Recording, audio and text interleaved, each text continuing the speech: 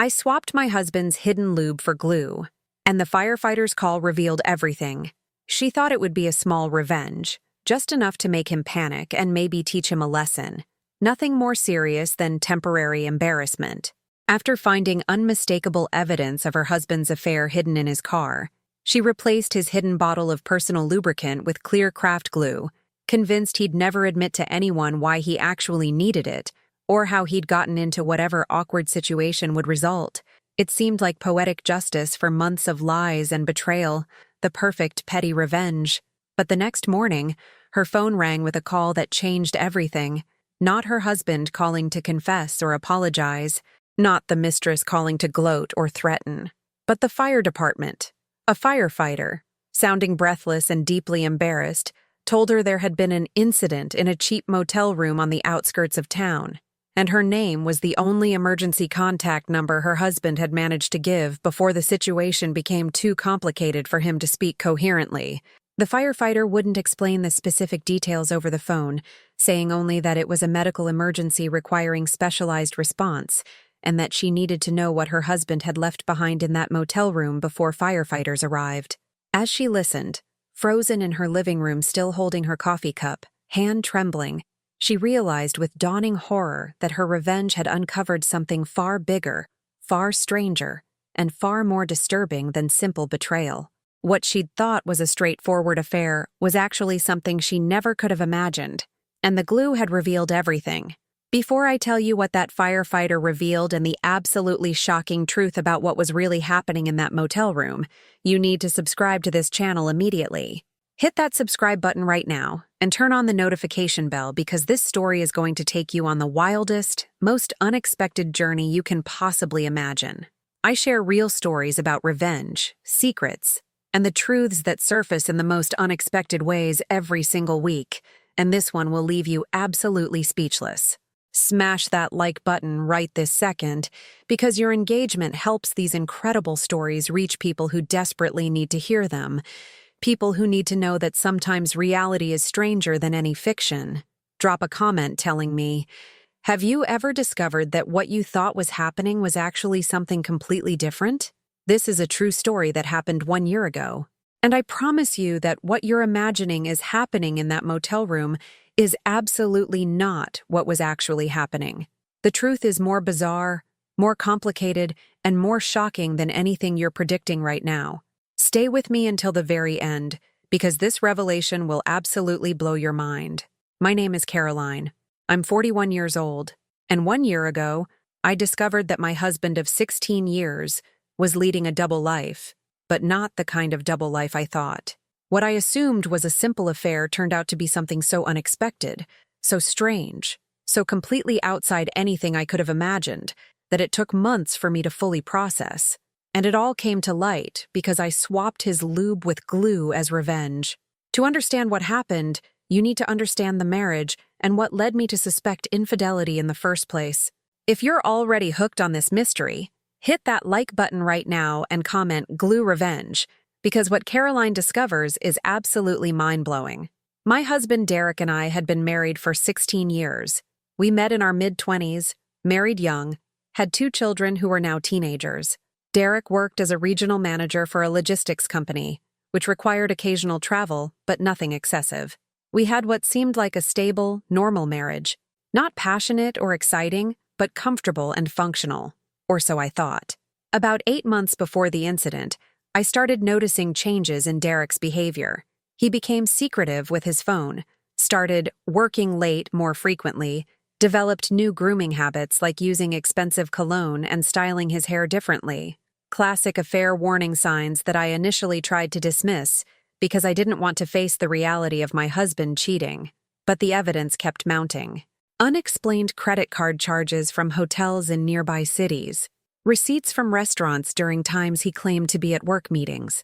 Strange overnight trips that didn't match his work calendar. And most damningly, I found a hidden gym bag in his car trunk containing items that clearly weren't for the gym.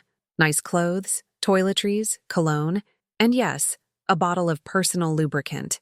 The bag was hidden under the spare tire, clearly meant to stay secret. I confronted Derek initially, but he had explanations for everything. The hotel charges were for legitimate work meetings. The restaurants were client dinners. The gym bag was just his emergency overnight kit in case he got stuck working late. He was so convincing, so calm, that I almost believed him. Almost. But my instinct told me something was wrong. Subscribe right now because what Caroline does next with that hidden gym bag leads to the most unexpected revelation imaginable. I started doing what any suspicious spouse does. I became a detective in my own marriage. I tracked Derek's location through his phone's family sharing feature. I checked credit card statements obsessively. I looked for evidence of another woman, dating app profiles, suspicious social media activity, unknown phone numbers, but I found nothing concrete. Derek was either incredibly careful or I was looking in the wrong places. Then I found the gym bag again during one of my searches. And that's when I got the idea for revenge. If Derek was using that bag for affair activities, I could sabotage it in a way that would be embarrassing but not harmful. Make his next encounter with whoever he was seeing memorable for all the wrong reasons. I went to a craft store and bought a bottle of clear craft glue that looked similar to the personal lubricant bottle in Derek's bag. Carefully emptied the lube bottle and replaced it with glue, making sure it looked undisturbed. Then I put the bag back exactly as I'd found it, hidden under the spare tire in his trunk, and I waited. I knew Derek had an overnight work trip scheduled for the following Tuesday to a city about 2 hours away. I was convinced this was when he'd use his hidden bag for an affair encounter. Sure enough, Tuesday morning, Derek left early with his work briefcase and presumably his hidden gym bag. He kissed me goodbye, said he'd be home Wednesday evening, told me he loved me, all while planning to spend the night with someone else.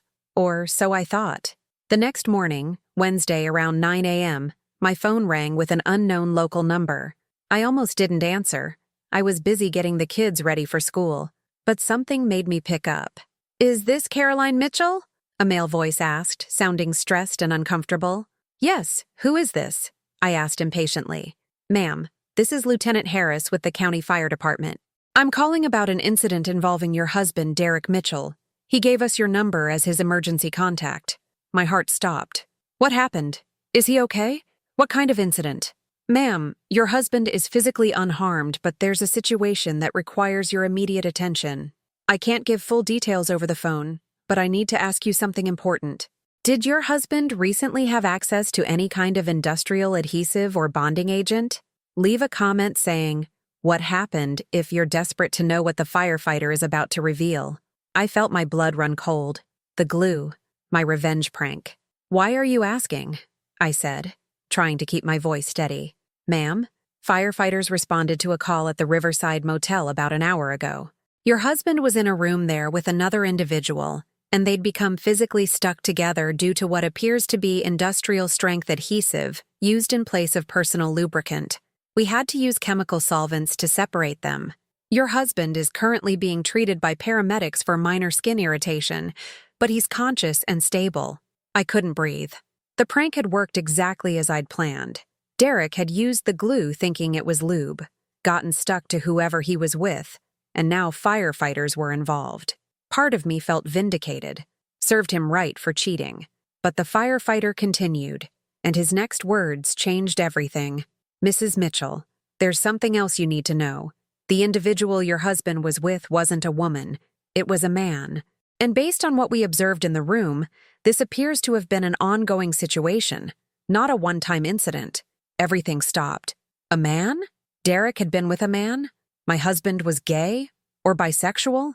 Nothing made sense. "I don't understand," I whispered. "Derek isn't... We've been married 16 years. We have children. He's never..." "Ma'am, I'm not here to make judgments about anyone's personal life," Lieutenant Harris said gently. "But your husband asked me to call you and tell you the truth because the situation has made it impossible for him to keep hiding. He wanted you to hear it from someone neutral before he talks to you himself. He's requesting that you come to the hospital so you can discuss this privately. Hit that subscribe button and turn on notifications right now, because what Caroline discovers about Derek's secret life is absolutely shocking." I drove to the hospital in a complete daze, my mind racing through 16 years of marriage trying to find signs I'd missed. Had Derek always been attracted to men? Had our entire marriage been a lie? Had he been hiding his sexuality our whole relationship? When I arrived at the emergency room and asked for Derek, they directed me to a private consultation room where he was waiting, looking absolutely devastated and terrified. "Caroline," he started, then stopped, unable to find words. "You're gay," I said flatly. "All this time I thought you were having an affair with a woman, but you've been with men. Our entire marriage has been a lie." "It's not that simple," Derek said, tears streaming down his face. "I'm bisexual. My feelings for you are real, but I've also always been attracted to men, and I couldn't reconcile those two parts of myself." "So, you married me as a cover?" I demanded, anger rising. "You built a family with me while secretly sleeping with men on the side." "No," Derek insisted desperately. "When we got married, I genuinely thought I could suppress the attraction to men. Thought love for you would be enough. I tried, Caroline. For 16 years, I tried to be the straight husband you deserved. But the attraction didn't go away, and about a year ago, I couldn't fight it anymore." He explained that he'd connected with another bisexual man named Marcus through a support group online. They'd been meeting secretly for 8 months, usually during Derek's supposed work trips, the motel room encounters, the hidden gym bag. All of it was for his relationship with Marcus, not an affair with a woman. "Why didn't you tell me?" I asked, my voice breaking. "Why hide this for 16 years? We could have figured something out, opened our marriage, gotten divorced, something. Instead, you lived a double life and lied to me every single day. Share this video immediately if you think Derek should have been honest about his sexuality instead of hiding it for 16 years. "I was terrified," Derek admitted. "Terrified of losing you and the kids. Terrified of my family's reaction. You know how conservative my parents are. Terrified of what it would mean for my career and our life here.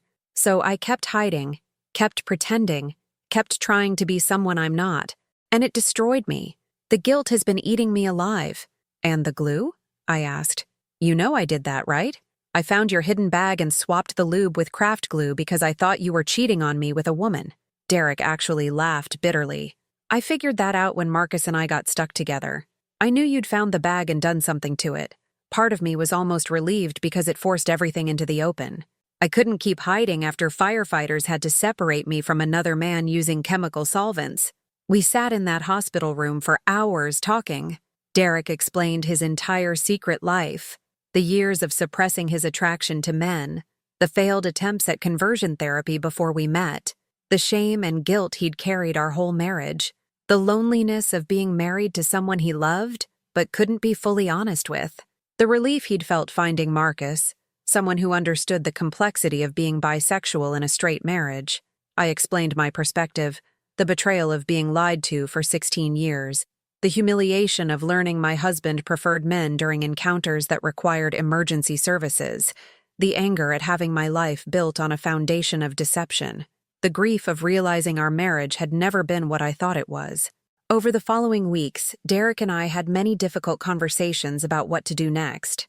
We went to marriage counseling, though it quickly became clear our marriage was over. Not because Derek was bisexual, I could have accepted that if he'd been honest from the start, but because he'd built our entire relationship on hiding a fundamental part of himself, because he'd let me believe something false for 16 years, because the foundation of trust was completely destroyed.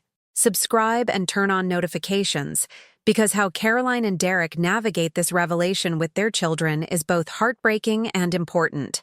The hardest part was telling our teenage children. Our daughter was 15, our son was 13. They deserved to know why their parents were divorcing. Derek and I sat them down together and Derek told them the truth, that he was bisexual, that he'd been hiding it for years, that he'd had a relationship with a man while married to their mother. Our daughter was surprisingly understanding. She'd suspected something was wrong and was actually relieved to finally know the truth. She told Derek she loved him regardless of his sexuality and just wished he'd been honest sooner. Our son struggled more. He felt betrayed that his father had lied for so long, felt confused about what it meant for his own identity and our family. He needed more time to process and went through several months of anger before slowly coming to acceptance. Derek came out publicly to his family and coworkers. His parents reacted as badly as he'd feared. They essentially disowned him, couldn't accept that their son was bisexual. His siblings were more supportive but still needed time to adjust.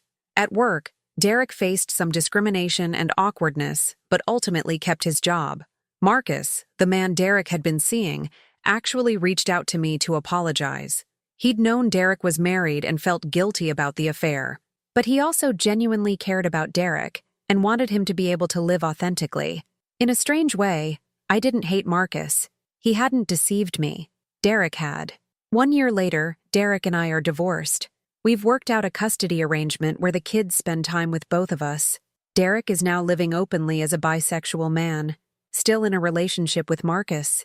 He's in therapy, working through decades of shame and suppression. He's actually happier now than I've ever seen him, despite losing his parents and dealing with societal judgment.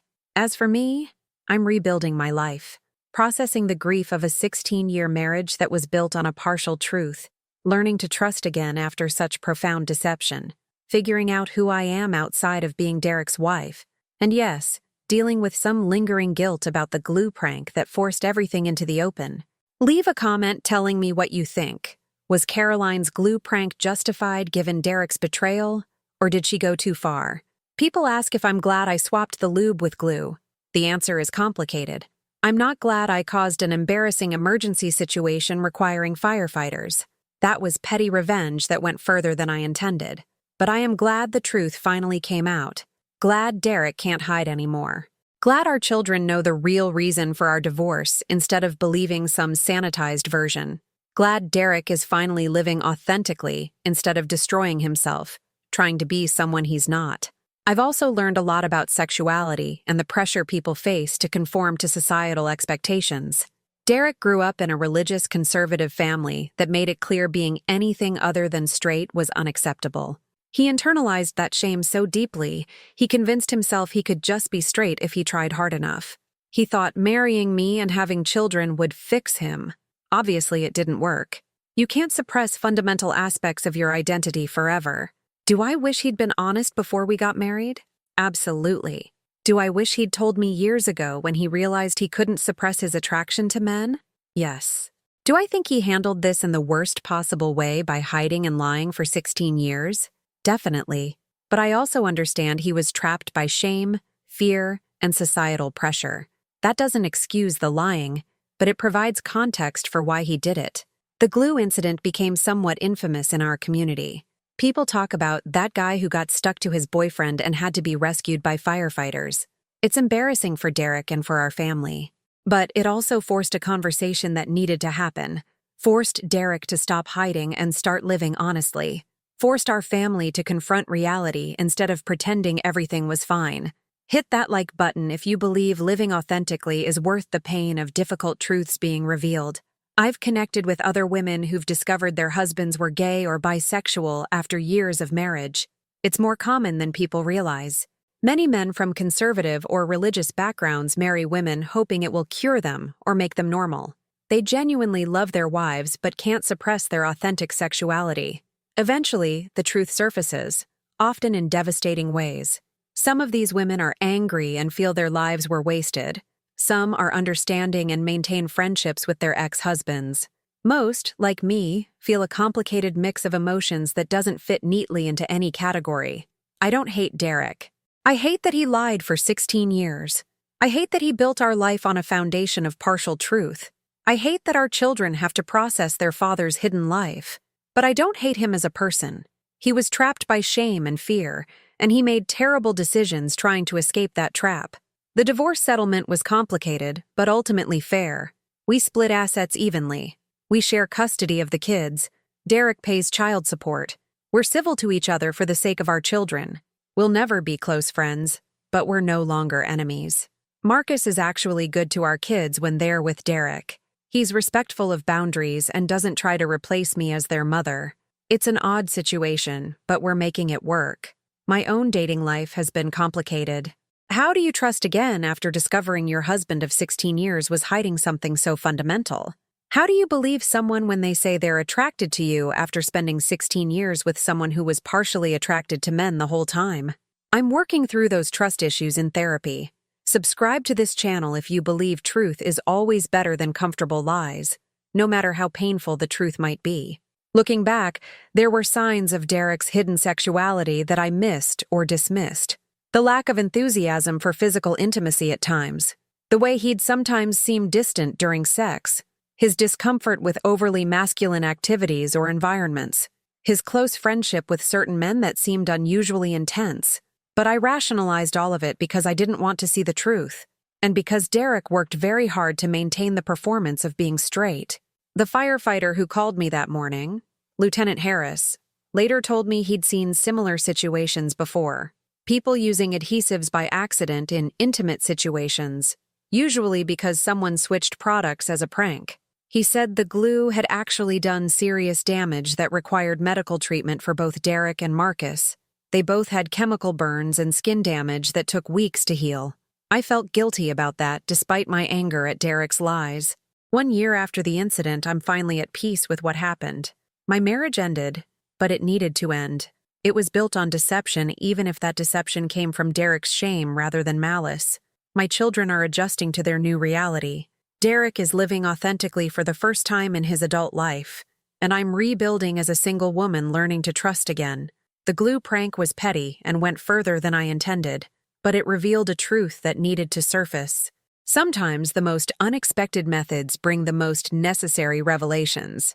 If this story has affected you, if it's made you think about secrets, sexuality, and the lies people tell to survive in unaccepting worlds, do something important.